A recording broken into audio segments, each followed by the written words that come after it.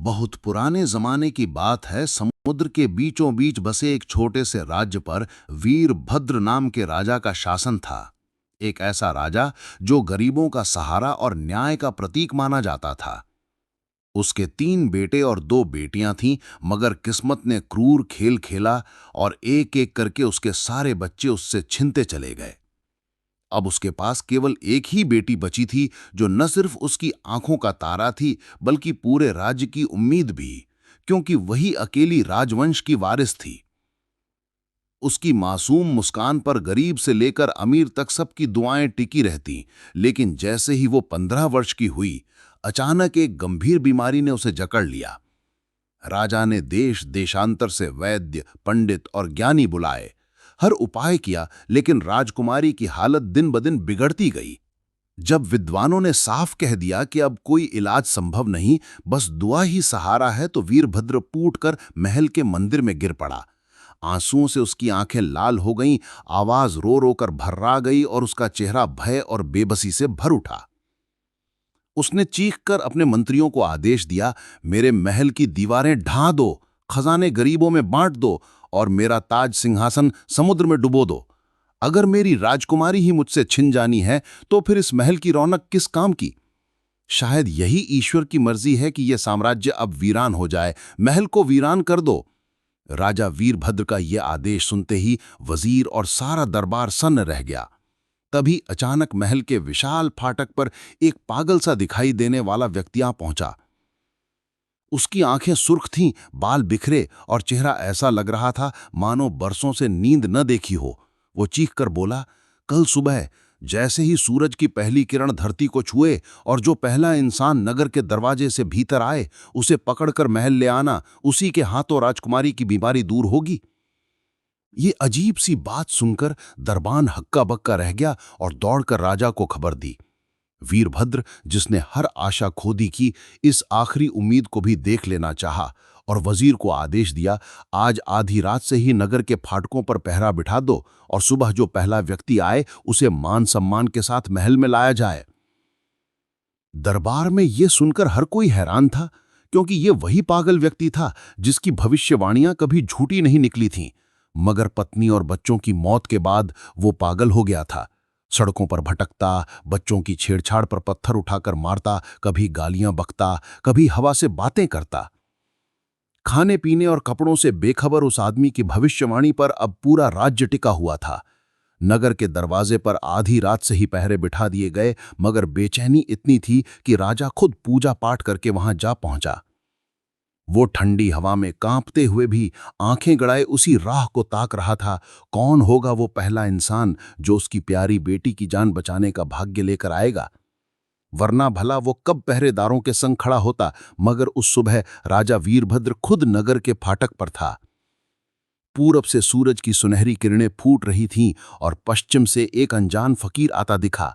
नंगे पांव, नंगे सिर, कंधों पर बस एक गहरा सुर्ख कंबल डाले हुए। वो सुर्ख कंबल खून जैसा चमक रहा था और ये दृश्य देखकर वहां खड़े हर व्यक्ति की सांसें अटक गईं, क्योंकि इस राज्य में लाल रंग वर्जित था। वीरभद्र को इस रंग से ऐसी नफरत थी कि उसने आदेश जारी कर रखा था, जो भी सुर्ख लाल रंग का फूल, फल या कपड़ा दिखे, उसे नष्ट कर दिया जाए और रखने वाले को मौत की सजा दी जाए। उसका मानना था कि ये रंग इंसान के भीतर निर्दयता और खूंखारपन भर देता है। इसीलिए लोग बरसों से लाल फूल, अनार या टमाटर तक को देखने को तरस गए थे। पर अब वही लाल रंग एक फकीर के कंबल पर चमक रहा था और राजा की आंखें गुस्से और उलझन से भर उठीं। उसने कदम बढ़ाकर फकीर से कहा, मैं इस राज्य का राजा हूं, मगर आज तेरे सामने एक भिखारी की तरह खड़ा हूं। अगर तू मेरी बेटी की बीमारी दूर कर दे तो तुझे जो चाहे इनाम मिलेगा। फकीर ने हल्की हंसी के साथ उसकी ओर देखा और बोला, महाराज, मैं तो एक फकीर हूं, मुझे रोग उपचार का कोई ज्ञान नहीं। बताओ, मैं कैसे तुम्हारी राजकुमारी का इलाज कर सकता हूं? राजा ने गिड़गिड़ाते हुए कहा, अगर तू बीमारी दूर नहीं कर सकता तो बस अपने हाथों से मेरी बेटी को पानी ही पिला दे, शायद उसी में उसकी जान बचाने की शक्ति छिपी हो। फकीर ने बिना देर किए उत्तर दिया, मुझे क्या आपत्ति होगी, चलो मैं चलता हूं। राजा की आंखों में आशा की हल्की किरण चमकी और वो बोला, तेरी इस दया को मैं जीवन भर नहीं भूलूंगा, पर एक विनती और है, अगर तू मान ले तो मुझ पर बहुत उपकार होगा। फकीर ने शांत स्वर में कहा, हम तो इस संसार में किसी पर उपकार का बोझ रखने नहीं बल्कि सेवा करने को आए हैं। कहो क्या चाहते हो? राजा ने संकोच से कहा, मेरे राज्य में लाल रंग वर्जित है। ये कंबल देख मेरे प्रजाजन घबराते हैं।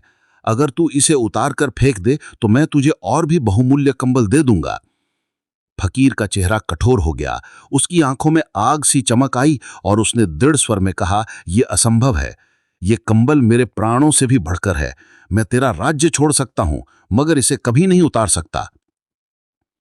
राजा निशब्द हो गया। उसकी आंखों में उलझन और विवशता झलक रही थी, लेकिन अपनी बेटी के लिए उसने मन दबा लिया और फकीर को सम्मान के साथ रथ में बिठाकर महल ले आया। राजमहल के कक्ष में राजकुमारी श्वेत चादर पर निढाल पड़ी थी। उसका चेहरा पीला, आंखें आधी मुंदी और देह बर्फ की तरह ठंडी थी। फकीर ने धीरे से गिलास में पानी भरा, दोनों हथेलियां जोड़कर आकाश की ओर देखा, आंखें बंद की और प्रार्थना की। फिर कांपते हाथों से चम्मच में 2-3 बूंदे पानी की भरकर राजकुमारी के गले में टपका दी। ईश्वर की अद्भुत कृपा से कुछ ही देर बाद राजकुमारी ने धीरे धीरे अपनी पलकों को उठाया, मानो अंधेरे में बंद दीपक फिर से जल उठा हो। फकीर उसके सिरहाने बैठा था, आंखें मूंदे मन ही मन प्रार्थना कर रहा था। हे प्रभु, ये तेरे दर पर लाई हुई परीक्षा है। इस राजकुमारी को जीवन दे, इसकी सांसों में लंबी उम्र और सुख भर दे। वो दिन भर हर थोड़ी देर पर उसके गले में पानी की कुछ बूंदें टपकाता रहा और जब शाम ढली तो राजकुमारी के होठों पर हल्की मुस्कान खिल उठी। राजा ने कांपते हाथों से उसके माथे पर हाथ रखा और डबडबाई आंखों से पूछा, बेटी अब कैसा लग रहा है? राजकुमारी ने कमजोर स्वर में पर चमकती आंखों से उत्तर दिया, मैं बिल्कुल ठीक हूं पिताजी। ये सुनते ही महल में जैसे जीवन लौट आया। राजा भाव विभोर होकर मंदिर में गया और ईश्वर की आराधना की। फिर उसने पूरे नगर में दान बांटा, गरीबों को अन्न, वस्त्र और सोना वितरित किया गया। कुछ ही दिनों में राजकुमारी बिस्तर से उठ खड़ी हुई और उसकी हंसी फिर से पूरे महल में गूंजने लगी। कृतज्ञता स्वरूप राजा ने फकीर के लिए महल के निकट एक छोटा सा घर बनवा दिया जहां वो शांति से रहने लगा। लेकिन एक दिन वजीर ने दरबार में आकर कहा, महाराज, लोग शिकायत कर रहे हैं कि ये फकीर खुलेआम लाल रंग का कंबल ओढ़े घूमता है, जो आपके कानून के विरुद्ध है, और फिर भी उसे दंड नहीं दिया जाता।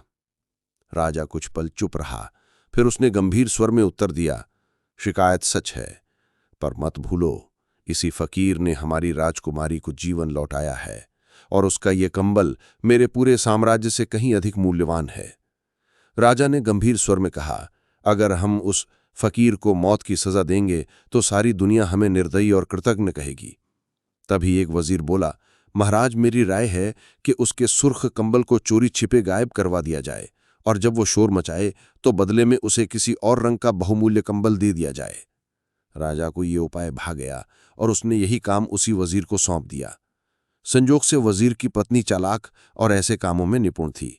वजीर ने उसे इनाम का लालच दिया तो वो मान गई और आधी रात को दबे पांव फकीर के घर घुसकर कंबल उठा लाई। जब उसने उस गाढ़े लाल ऊनी कंबल को हाथ में लिया तो उसकी आंखें चमक उठीं। उसे लगा जैसे उसने कोई अनमोल खजाना पा लिया हो। रात को उसी कंबल को ओढ़कर वो गहरी नींद में सो गई। अगली सुबह वो वजीर से पहले उठ गई और जल्दी से कंबल समेटकर किनारे रख दिया। जब वजीर उठकर बैठा तो उसने धीमे सुर में पूछा, कहीं फकीर ने तुम्हें देख तो नहीं लिया? पत्नी ने मुस्कुराकर जवाब दिया, नहीं, मैं तो दबे पांव गई थी, उसे भनक तक नहीं लगी। वजीर ने गौर से उसकी ओर देखा, मगर तभी उसे पत्नी की बोली में अजीब सी टूटन महसूस हुई।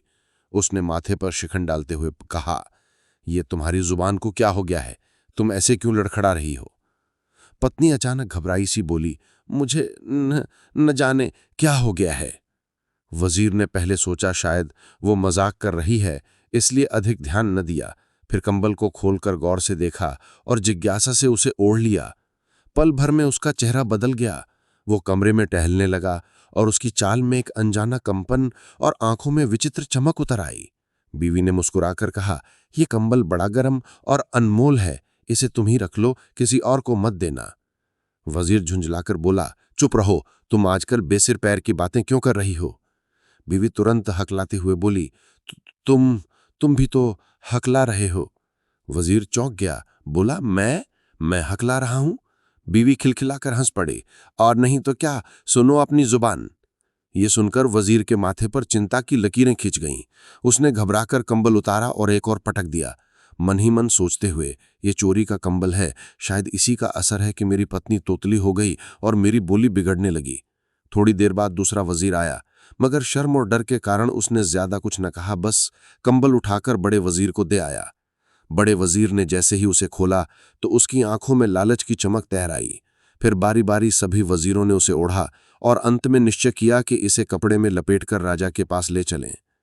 जब वे दरबार में पहुंचे और राजा ने पूछा, इसमें क्या है, तो बड़े वजीर ने कांपती जबान से उत्तर दिया, महाराज, इसमें ततंबल है। राजा ने भौहें चढ़ाकर कहा, क्या कहा, साफ साफ बोलो। बड़े वजीर हकला गए, थाप तो अर्धिया है। राजा ने दूसरे वजीर की ओर मुड़कर कहा, तुम बताओ, ये आखिर कहना क्या चाहता है? दूसरे वजीर ने भी टूटे शब्दों में कहा, महाराज, इसमें कंबल है। तीसरे वजीर ने बगल से कोहनी मारते हुए कहा, थी बोलो। ये देख राजा का चेहरा क्रोध से लाल हो गया। वो गरज कर बोला, ये क्या तमाशा बना रखा है? तुम सबकी जबान पर यह अजीब बुखार क्यों चढ़ा है? राजा का धैर्य टूट चुका था। उसने गुस्से में गरज कर कहा, एक तो तोतला रहा है, दूसरा हकलाता है। क्या तुम सबको दरबार के नियम याद नहीं? यह कैसा अपमान है? बड़े वजीर ने सिर झुकाकर कहा, महाराज, हमें दरबार की मर्यादा का भान है, पर आप ही तो हमारी बात पूरी तरह सुन नहीं पा रहे। राजा का चेहरा क्रोध से लाल हो गया। उसने दहाड़ते हुए कहा, चुप रहो, मैं साफ साफ सुन रहा हूं और फिर भी तुम उलझी हुई जबान बोल रहे हो। अब निकलो यहां से, मुझे ऐसे वजीरों की जरूरत नहीं। वजीर आपस में हैरान और सहमे हुए बाहर चले गए, मन ही मन सोचते हुए कि आखिर ये कैसा जादू है जो उस लाल कंबल को ओढ़ने से सबकी जुबान बिगड़ जाती है। पर उनके पास इसका कोई उपाय न था। राजा ने सेवकों को आदेश दिया, इस कंबल को छत पर फैला दो ताकि धूप लगे और फिर कल इसे संदूक में बंद कर दिया जाए। सेवक कंबल छत पर फैलाकर नीचे उतर आए।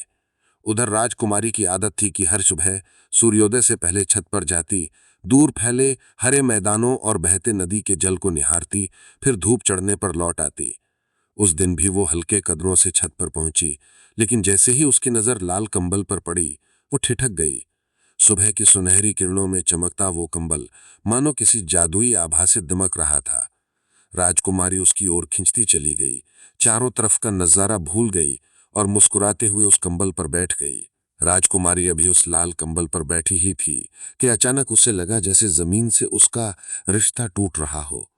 उसकी देह हल्की होती चली गई और देखते ही देखते वो छत से 1 गज ऊपर हवा में झूल रही थी। पल भर को उसका दिल जैसे थम गया, चेहरा पीला पड़ गया और वो डर के मारे कंबल से कूद पड़ने को हुई, मगर तभी कंबल तेजी से ऊपर उठकर महल की ऊंची दीवारों से बहुत दूर निकल गया। नीचे लोग हैरत से आसमान की ओर ताक रहे थे। कोई कह रहा था चमत्कार है, कोई कह रहा था जादू है, लेकिन किसी को समझ नहीं आता था कि ये क्या हो रहा है। कंबल उड़ता गया, कभी पहाड़ों के ऊपर, कभी गहरे जंगलों के ऊपर, तो कभी रेगिस्तान, नदियों और घाटियों के ऊपर से। राजकुमारी का दिल हर क्षण कांप रहा था। वो सोचती, अगर मैं गिरी तो मेरी जान बचना असंभव है। डर और बेबसी से उसकी आंखें भर आईं। वो भगवान को पुकारना चाहती थी, मगर गला सूख गया, जबान साथ नहीं दे रही थी। शरीर बर्फ सा ठंडा पड़ता जा रहा था और सर चकराने लगा था। हवा की तेज मार से उसकी सांसें भारी हो गईं और आखिरकार वो थक कर कंबल पर लेट गई। तभी चमत्कार हुआ, कंबल धीरे धीरे नीचे उतरने लगा। राजकुमारी की आंखों में आशा की चमक लौट आई। उसने समझ लिया कि ये कंबल कोई साधारण वस्त्र नहीं, बल्कि रहस्यमय ताकत से भरा है। बैठने पर वो आसमान में उड़ जाता है और लेटने पर धरती की ओर उड़ने लगता है। राजकुमारी लेटी हुई थी कि नीचे झांकने का साहस किया तो उसका दिल दहल उठा। पहाड़ों की ऊंची चोटियां बर्फ से चमक रही थीं। दूर तक काले साए जैसे फैला हुआ घना जंगल था और कहीं-कहीं हिंसक जानवर घूमते दिख रहे थे। वो घबरा गई और अनजाने में फिर बैठ गई। तभी कंबल झटके से ऊपर उठ गया। राजकुमारी की निगाहें बेचैनी से चारों ओर दौड़ रही थीं। उसे उम्मीद थी कि कहीं आबादी दिखे तो वो किसी तरह नीचे उतर जाए और इस भयावह सफर से छुटकारा पा ले। सूरज ढल रहा था, आसमान लाल सुनहरी रंग से भर गया था। तभी दूर एक जगमगाता शहर नजर आया। राजकुमारी की आंखों में उम्मीद की चमक लौटी और जैसे ही कंबल उस आबादी के ऊपर पहुंचा, उसने फौरन लेटकर उसकी रफ्तार धीमी की। धीरे धीरे कंबल नीचे उतरा। जमीन को छूते ही राजकुमारी ने हिम्मत जुटाकर करवट बदली और हल्के से फर्श पर उतर आई। उसने धड़कते दिल से कंबल को समेटा जैसे कोई अनमोल चीज हो और एक ओर रख दिया। चारों तरफ नजर घुमाई। ये जगह सुनसान थी, हवाओं में वीरानी और कमरों में धूल भरी थी। वो सीढ़ियों से उतरकर नीचे आई तो एक कमरा दिखा। बीच में लकड़ी की एक पुरानी मेज पड़ी थी, कोने में जंग खाई अलमारी खड़ी थी और फर्श पर कांच का एक बड़ा संदूक रखा हुआ था जिस पर मोटी धूल जमी थी। राजकुमारी ने पास जाकर पर्दे के कपड़े से कांच को रगड़ा और जैसे ही भीतर का नजारा साफ हुआ, उसका कलेजा थम गया। संदूक में एक अधमरा सा आदमी पड़ा था। गंजा सिर, धंसे हुए गाल, सूखी हड्डी सी कलाइयां और पिंडलियां। राजकुमारी ने इससे पहले कभी लाश नहीं देखी थी। उसकी सांसें तेज हो गईं और आंखों में दहशत की लकीरें उभर आईं। राजकुमारी कांपती सांसों के साथ पीछे हट रही थी कि तभी उसकी नजर मेज पर पड़ी। धूल से ढकी एक भारी भरकम किताब रखी थी। उसने पर्दे का कोना पकड़ा और धीरे धीरे पन्ना साफ किया। फिर थरथराते हाथों से किताब खोली। पहले पन्ने पर बड़े अक्षरों में लिखा था, इस किताब को पढ़ने वाले को मेरा प्रणाम। राजकुमारी की धड़कन तेज हो गई। उसने अगला पन्ना पलटा। उस पर लिखा था, डरो मत। तीसरे पन्ने पर एक भयानक रहस्य खुला। मेरे साथी, इस नगर में एक ऐसा आदमी घूम रहा है जो इंसान नहीं, मेरी बनाई हुई कठपुतली है।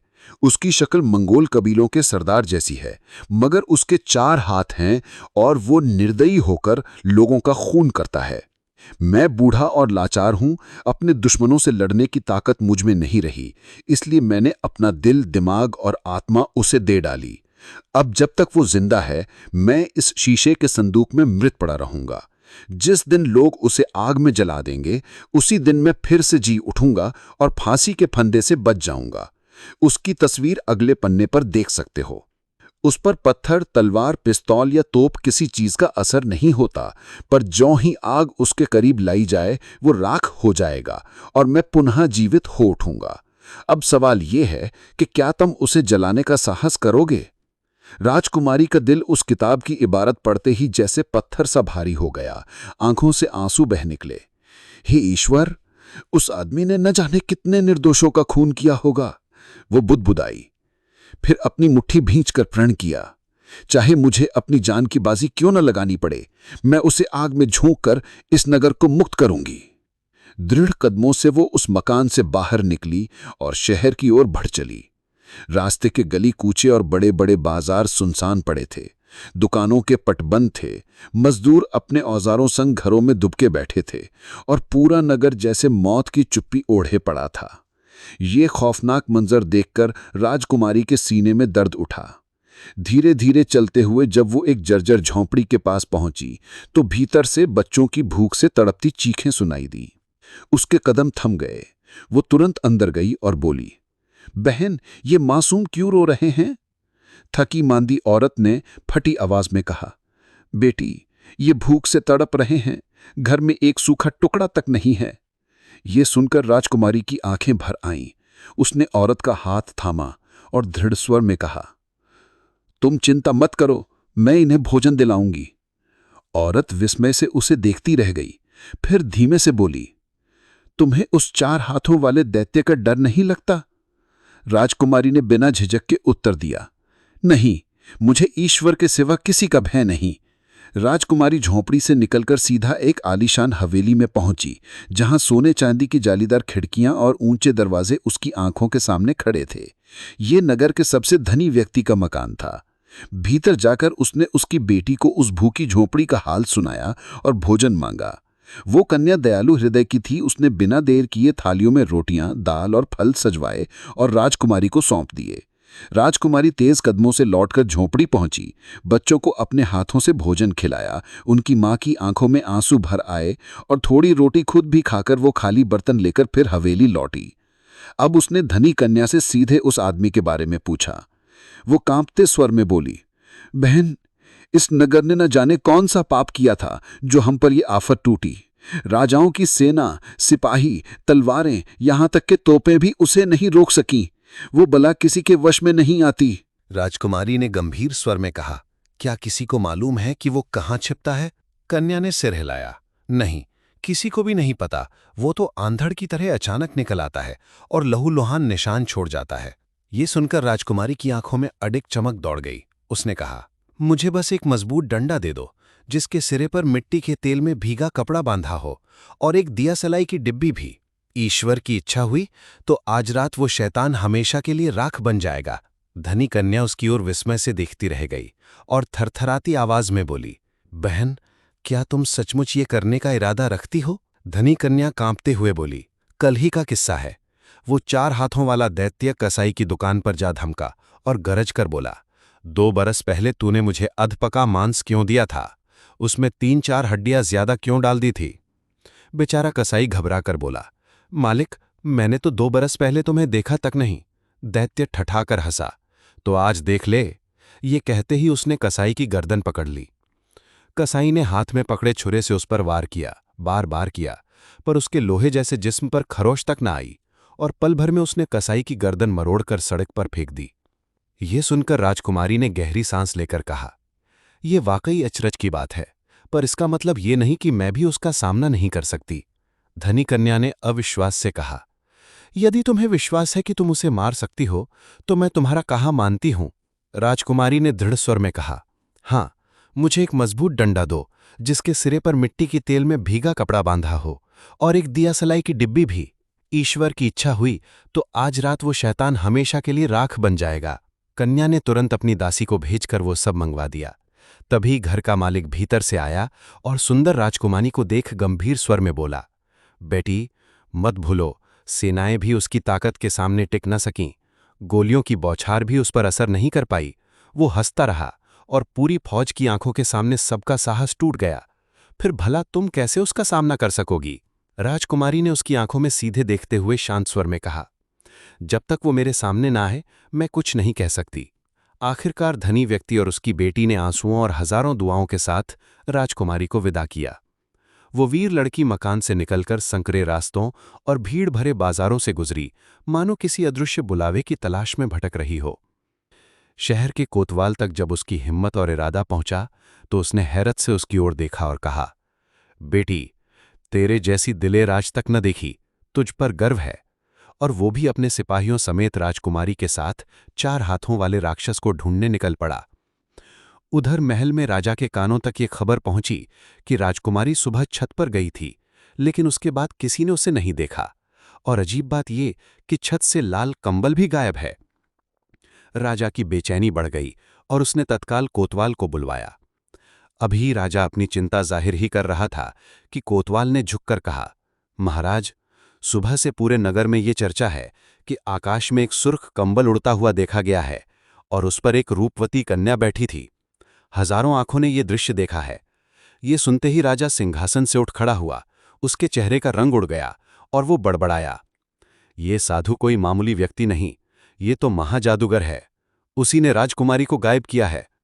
क्रोध और चिंता में कांपते हुए राजा ने आदेश दिया, अभी उसी वक्त उस फकीर को दरबार में हाजिर करो। कोतवाल सिपाहियों के साथ दौड़ा और कुछ ही क्षणों में उस फकीर को दरबार में खड़ा कर दिया। राजा ने तिरस्कार भरी नजर से उसकी ओर देखा और गरज कर बोला, बताओ, तुम्हारा वो लाल कंबल कहाँ है? फकीर ने दरबार में झुकी हुई पीठ और कांपती सांसों के साथ कहा, महाराज, वो लाल कंबल मेरे घर से चोरी हो गया है और मैं उसके बिना मानो प्राणहीन हो गया हूं। राजा ने कठोर स्वर में उत्तर दिया, चोरी की बात मत करो, हमारे मंत्री ने वही कंबल हमें लाकर दिया था। हमने उसे धूप में रखवाया था और आज जब राजकुमारी ऊपर गई तब से वो नदारद है। अब नगरवासी कहते हैं कि सुबह आकाश में वही लाल कंबल उड़ता दिखाई दिया जिस पर एक कन्या बैठी थी। हजारों आंखों ने यह दृश्य देखा है। ये सुनते ही राजा सिंहासन से उठ खड़ा हुआ। उसके चेहरे का रंग उड़ गया और वो बड़बड़ाया, ये साधु कोई मामूली व्यक्ति नहीं, ये तो महाजादूगर है। उसी ने राजकुमारी को गायब किया है। क्रोध और चिंता में कांपते हुए राजा ने आदेश दिया, अभी उसी वक्त उस फकीर को दरबार में हाजिर करो। सिपाही फकीर के हाथ बांधकर घसीट ले गए और दिन रात उसे कोड़े बरसाते हुए यही कहते, राजकुमारी को लौटाओ। मगर फकीर हर बार हंसकर कह देता, मैं कुछ नहीं कर सकता, चोरी की सजा तो भुगतनी पड़ती है। समय बीतता गया और जैसे जैसे यातना बढ़ती, फकीर उतना ही अड़िग खड़ा रहता। उसी शाम जब सूरज ढलने को था और आसमान रक्तिम रंग में डूब रहा था, नगर की सड़क पर अचानक कोलाहल मच उठा। कोतवाल चौंक कर बाहर निकला और चीखकर बोला, सावधान रहो, वह बला आ पहुंची है। तभी राजकुमारी भी घबराई हुई सांसों के साथ वहां पहुंची और देखा कि सामने से नगर का सबसे बड़ा वैद्य प्राण बचाने के लिए भागता चला आ रहा है और उसके पीछे पीछे धूल उड़ाते कदमों से वही 4 हाथों वाला भयंकर मंगोल दौड़ता हुआ आगे बढ़ रहा था। सड़क पर अफरा तफरी मच गई थी। 4 हाथों वाला वह भयानक मंगोल दहाड़ते हुए हकीम के पीछे भाग रहा था और गूंजती आवाज में चिल्ला रहा था, हकीम, आज तुझे जिंदा नहीं छोड़ूंगा। हकीम के चेहरे पर मौत का डर साफ झलक रहा था। वह भागते भागते चीख रहा था, बचाओ, कोई मुझे इस बला से बचाओ।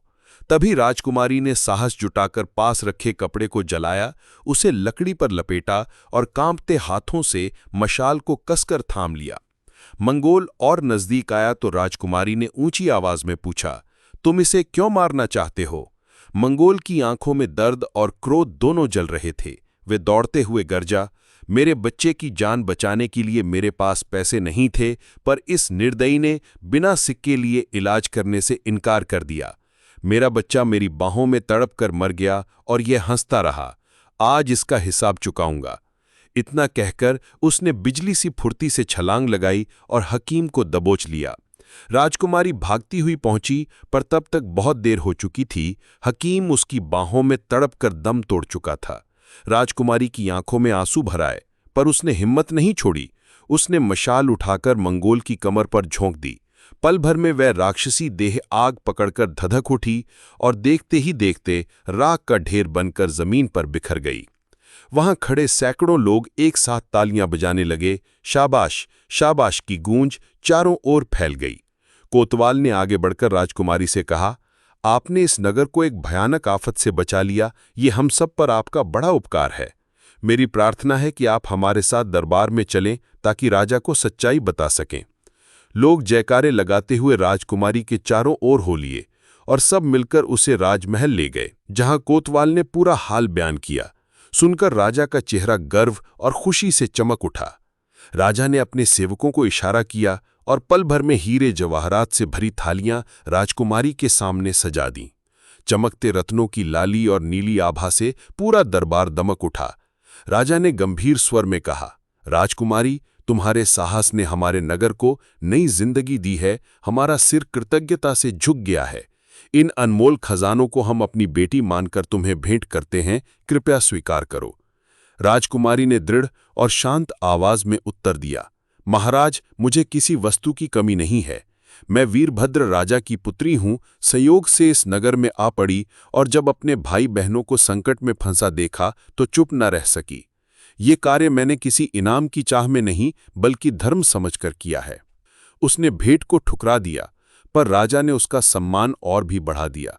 कई दिन तक राजकुमारी को अतिथि बनाकर रखा गया। महलों और बागों की सैर कराई गई, अद्भुत स्थान दिखाए गए और हर जगह लोग उसकी बहादुरी के गीत गाते रहे। एक दिन उसके मन में विचार आया, क्यों ना उस लाश को देखाऊं, कहीं उसमें प्राण लौटे हों। उसने राजा से एक बहाना किया और अकेली ही उस वीरान मकान की ओर चल पड़ी। बरामदे में पहुंचकर उसका हृदय जोर से धड़क उठा। वहां वही 4 हाथों वाला व्यक्ति बैठा था जिसकी जली हुई देह को उसने अपनी आंखों से देखा था, पर आज वह जैसे जीवित लग रहा था। राजकुमारी की सांस अटक गई। फिर उसने संभलकर झुककर प्रणाम किया। वह विचित्र पुरुष गहरी नजरों से उसे देखता हुआ बोला, तुम कौन हो और यहां क्यों आई हो, क्या चाहती हो? राजकुमारी ने धीमे स्वर में कहा, मैंने उस प्राचीन ग्रंथ में लिखे उपाय के अनुसार ही उस 4 हाथों वाले दैत्य को अग्नि में भस्म किया था, इसीलिए आज देखने चली आई कि संदूक में पड़ी उसकी लाश कहीं जीवित तो नहीं हो गई। यह सुनकर वहां बैठे बूढ़े पुरुष ने उठकर भावुक होकर उसके हाथ थाम लिए, माथे से लगाकर बोला, बेटी, मैं कोई साधारण मनुष्य नहीं, एक तांत्रिक हूं। अपार संपत्ति मेरे पास है, खजानों में गहनों और सिक्कों की गिनती नहीं, परंतु मेरा दुर्भाग्य ये है कि मेरी औलाद में से कोई जीवित नहीं बचा।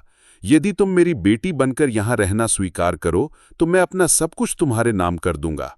राजकुमारी ने विनम्रता से सिर झुकाकर कहा, यदि आपको मुझ में अपनी बेटी दिखाई देती है तो मुझे स्वीकार करने में क्या आपत्ति हो सकती है। तांत्रिक की आंखों में चमक आ गई, वह खुशी से झूम उठा और तुरंत उसके लिए सेवक नियुक्त कर दिए, महल के कक्ष सजा दिए और अपनी पूरी संपत्ति उसके नाम लिख दी।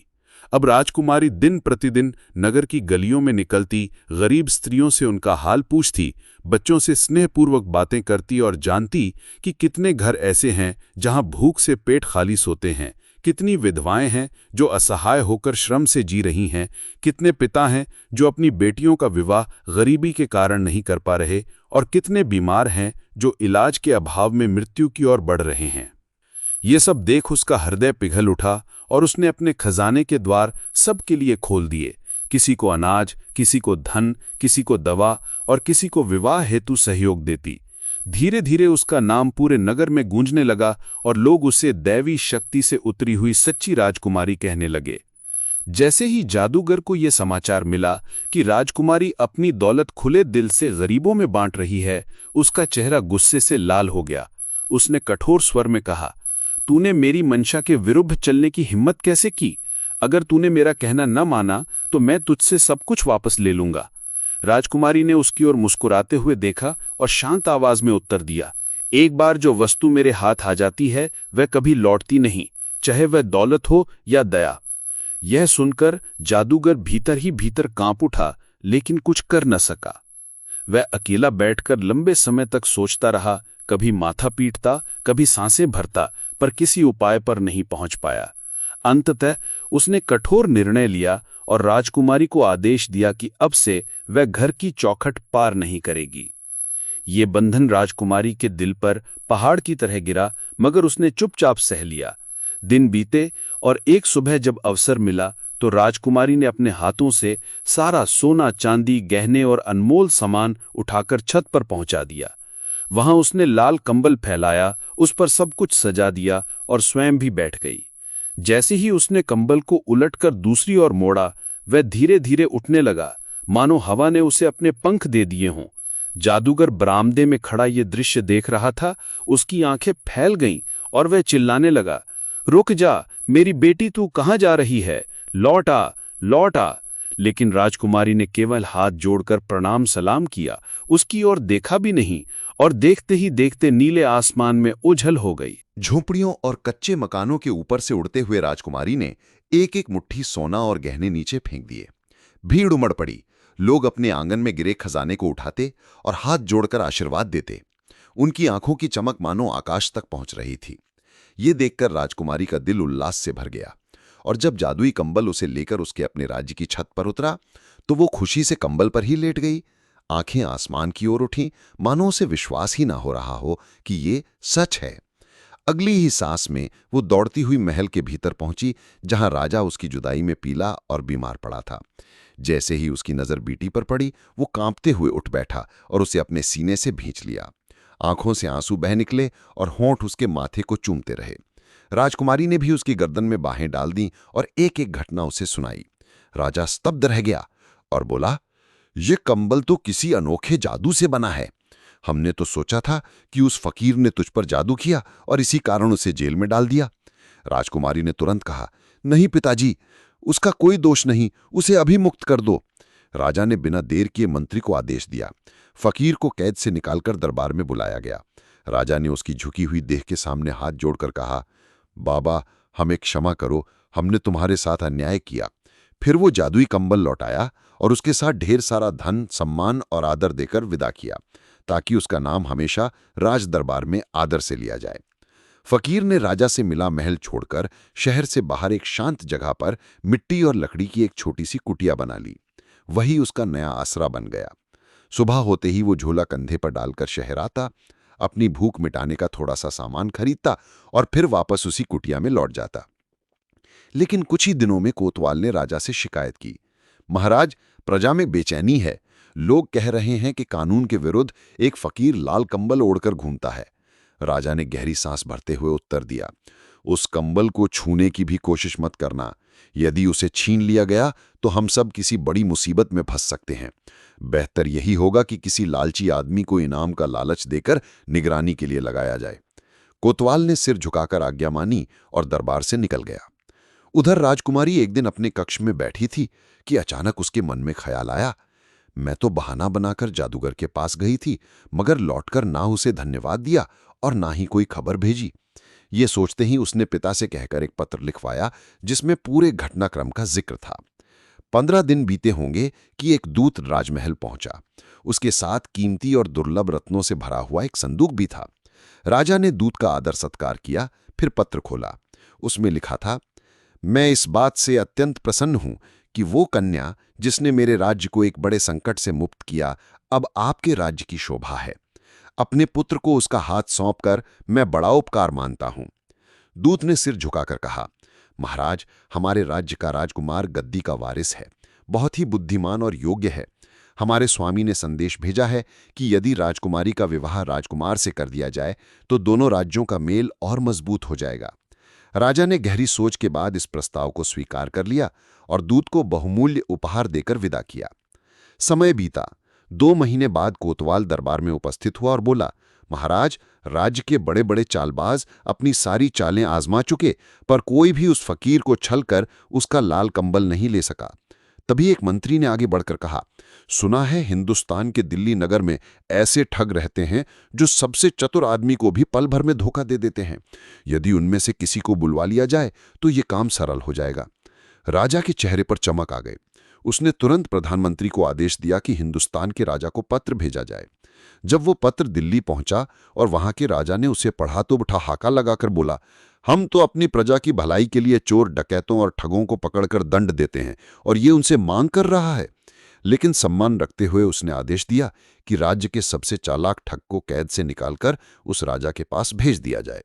राजा ने ठग को बुलाकर सख्त आवाज में कहा, सुन, यदि तू उस फकीर का लाल कंबल उसकी चालाकी से छीन लाया तो धन दौलत से तेरा जीवन भर दूंगा, पर याद रख, यदि उसे जबरन या उसकी मर्जी के बिना लेने की कोशिश की तो तुझे पछताना पड़ेगा।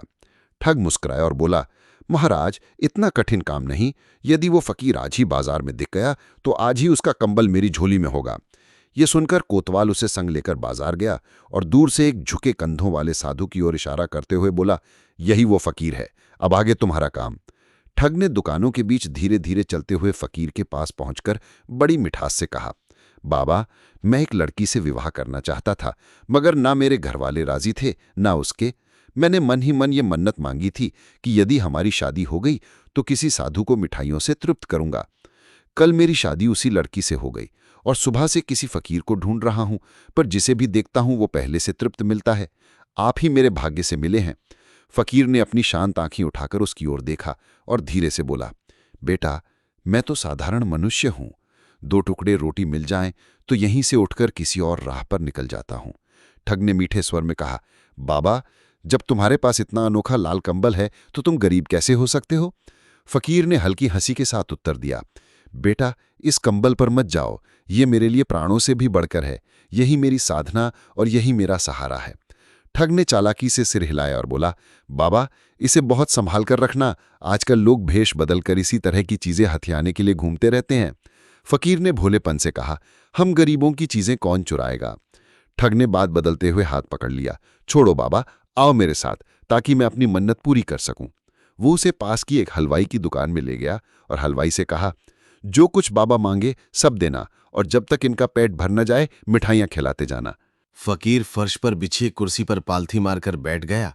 हलवाई ने बड़े कटोरी में मिठाइयां रख दी और फकीर ने लालच और भूख से भरे मन से जल्दी जल्दी सब साफ कर दिया। फिर उसने नमक पारे मंगवाए और चाव से खाने लगा। ठग ने हंसते हुए पूछा, बाबा, पानी लोगे या शरबत मंगवाऊं? फकीर ने सिर हिलाकर कहा, शरबत ही अच्छा रहेगा। ठग तुरंत उठ खड़ा हुआ, हलवाई से कहकर बाहर गया, बाबा को मिठाई और देते रहो, मैं अभी शरबत लेकर लौटता हूं। ठग के जाते ही फकीर ने और मिठाइयां मंगवाई और पेट भरकर खाता चला गया। अब उसका मन तृप्त हो चुका था। वो संतोष से पेट पर हाथ फेरते हुए कुर्सी पर टेक लगाकर बैठा रहा। समय बीतता गया, लेकिन ठग लौटा ही नहीं। बेचैनी से उठते हुए फकीर ने हलवाई से कहा, भाई, लगता है उस पर कोई मुसीबत आ गई है, तभी लौटकर नहीं आया। मैं जाकर उसे ढूंढता हूं। हलवाई ने बहुत चढ़ाकर कहा, बाबा, पहले बताओ इन मिठाइयों के पैसे कौन देगा? फकीर ने भोलेपन से जवाब दिया, वही देगा जिसने मन्नत मानी थी, उसने वचन दिया है। हलवाई ने कठोर स्वर में कहा, तब तक कोई भरोसे की चीज यहां छोड़ जाओ, जब वो पैसे दे जाएगा तो तुम्हारी चीज लौटा दूंगा। फकीर कुछ सोचकर बोला, ठीक है, मेरा ये कंबल रख लो, ये मेरे प्राणों से भी बढ़कर है, लेकिन ये सिर्फ अमानत है। कहकर उसने कंबल वहीं छोड़ दिया और ठग की तलाश में निकल पड़ा। कुछ ही देर बाद ठग दुकान पर लौट आया और बनावटी मुस्कान के साथ बोला, रस्ते में एक पुराना साथी मिल गया था, बातों में देर हो गई। खैर, बताओ कितने पैसे हुए? हलवाई ने हिसाब लगाकर कहा, 2 आने रुपए हुए हैं। ठग ने झट से पैसे दिए और पूछा, बाबा कहाँ गए? हलवाई ने बताया, वो तुम्हारी तलाश में गए हैं। ये सुनते ही ठग ने मेज पर रखा लाल कंबल उठाया और तेजी से बाहर निकल गया। थोड़ी देर बाद जब फकीर लौटकर आया तो हलवाई ने सारी बात कह दी। बाबा, वो आदमी आया था, मिठाई के पैसे दिए और तुम्हारा कंबल भी ले गया। फकीर हलवाई की बात सुनते ही ठिठक गया। उसकी आंखों से विश्वास का रंग जैसे उड़ गया हो। कांपती आवाज में बोला, क्या कहा? वो कंबल, वो तो मेरे शरीर की आत्मा था। उसके पैर जवाब दे गए और वो वहीं चौकी पर बैठ गया। कुछ देर तक चुप रहा, मानो भीतर तूफान उमड़ रहा हो। फिर धीरे से बोला, खैर, शायद यही ईश्वर की इच्छा थी। फकीर अब गलियों गलियों भटकने लगा। हर राहगीर से पूछता, बेटा, कहीं वो आदमी दिखा क्या? वही जिसने मेरी दावत करवाई थी। लोग उसे अचरज से देखते, कोई मना कर देता, कोई मजाक उड़ाता। धीरे धीरे शाम ढलाई, लालिमा से आकाश भर गया और बाजार की भीड़ छंटने लगी। पर फकीर खाली हाथ लौट आया। उसका मन टूटा हुआ था, मगर होठों पर फिर भी प्रार्थना थी। रात को वो नगर के बाहर एक पेड़ तले बैठा। तारे चमक रहे थे, हवा ठंडी थी, मगर उसके दिल में बेचैनी की ज्वाला थी। आंखें बंद कर उसने ईश्वर से कहा, हे दाता, वो कंबल केवल कपड़ा नहीं था, वो तेरी रहमत का प्रतीक था। अगर उसमें मेरी किस्मत थी तो लौट आएगा, और अगर छल मेरी परीक्षा है तो मुझे शक्ति दे इसे सहने की। ये कहकर वो थकान से वहीं सो गया। दूसरी ओर ठग कंबल लेकर शान से अपने घर पहुंचा। उसने सोचा, अब मेरी दरिद्रता मिट जाएगी, लोग मुझे ठग नहीं मालिक कहेंगे। उसने कंबल को अपने बिस्तर पर फैलाया और चैन की सांस ली। मगर रात गहरी होते ही अजीब घटनाएं घटने लगी। वो पसीने से भीग कर उठ बैठा। उसने कंबल को झटके से दूर फेंक दिया, लेकिन जब सुबह उठकर देखा तो वही कंबल फिर उसके बिस्तर पर था। धीरे धीरे नगर में चर्चा फैल गई, एक लाल कंबल है जिसे पाकर इंसान की किस्मत खुल जाती है, पर अगर वो छल से लिया जाए तो विपत्ति लाता है। लोग फुसफुसाते, बच्चे कंबल की कहानियां सुनाते, पर फकीर शांत रहा। वो रोज मंदिर की सीढ़ियों पर बैठकर प्रार्थना करता, जो मेरा था उसे लौटा दे प्रभु, अगर वो सचमुच किसी और का है तो मुझे भुला दे। दिन बीतते गए। उसी दौरान राजमहल में भी हलचल मच गई। राजकुमार की शादी का मुहूर्त तय हो चुका था, पर अचानक राजकुमार बीमार पड़ गया। वैद्य, तांत्रिक, कोई भी उसका इलाज न कर सका। लोग कहते हैं यह शुभ संकेत है। तभी किसी ने राजा के कानों में ये बात डाली, महाराज, वही लाल कंबल ही इलाज है जो किसी भी संकट को टाल देता है। शायद वही उपाय हो। राजा ने तुरंत सैनिक भेजे। जांच पड़ताल के बाद पता चला कि वो कंबल अब उस ठग के पास है। सैनिक उसे पकड़कर दरबार ले आए। तभी सैनिक फकीर को भी बुला लाए। उसकी आंखों में करुणा थी, पर चेहरा शांत। उसने हाथ जोड़कर कहा, महाराज, दोष उसका नहीं, किस्मत का है। अगर कंबल मेरी झोली में फिर आना है तो आएगा, नहीं तो मैं त्याग कर चुका हूं। यह सुनकर दरबार की हवा बदल गई। सभी फकीर की नम्रता और सत्य वचन से प्रभावित हुए। राजा ने गहरी सांस लेकर कहा, तेरे जैसे संत के कारण ही ये राज्य अभी तक सुरक्षित है। उन्होंने कंबल को राजगद्दी के सामने रखवाया और राजकुमार के पास भुलवाया। जैसे ही कंबल राजकुमार के माथे से छुआ, उसकी सांसें सामान्य होने लगी, रंग लौट आया और कुछ ही क्षणों में वह स्वस्थ होकर उठ बैठा। पूरा महल जय हो के नारों से गूंज उठा। उस दिन से राजा ने आदेश दिया कि ये कंबल अब राज्य की धरोहर है। इसकी रक्षा महल में ऐसे होगी जैसे किसी खजाने की। और फकीर को मान और सम्मान के साथ विदा किया गया। उसके बाद राजकुमारी और राजकुमार का विवाह धूमधाम से हुआ। महल दीपमालाओं से जगमगाने लगा, ढोल नगाड़ों की थाप पर नाचते लोग, हर और उत्सव का रंग। उसी समय राजा वीरभद्र ने फकीर का कंबल सबको दिखाया और कहा, ये कपड़ा नहीं, ये हमारे राज्य की किस्मत है, और बड़े जतन से उसे एक संदूक में रखवा दिया। दोस्तों, अगर ये कहानी आपके दिल को छू गई हो तो अपना प्यार जरूर जताइए। लाइक और कमेंट करके बताइए कि आपको ये सफर कैसा लगा। लाइक्स के साथ ही हाई बटन दबाना ना भूलें। मिलते हैं अगली किसी और रोचक कहानी में, तब तक अपना और अपनों का बहुत ही ज्यादा ख्याल रखिए। धन्यवाद।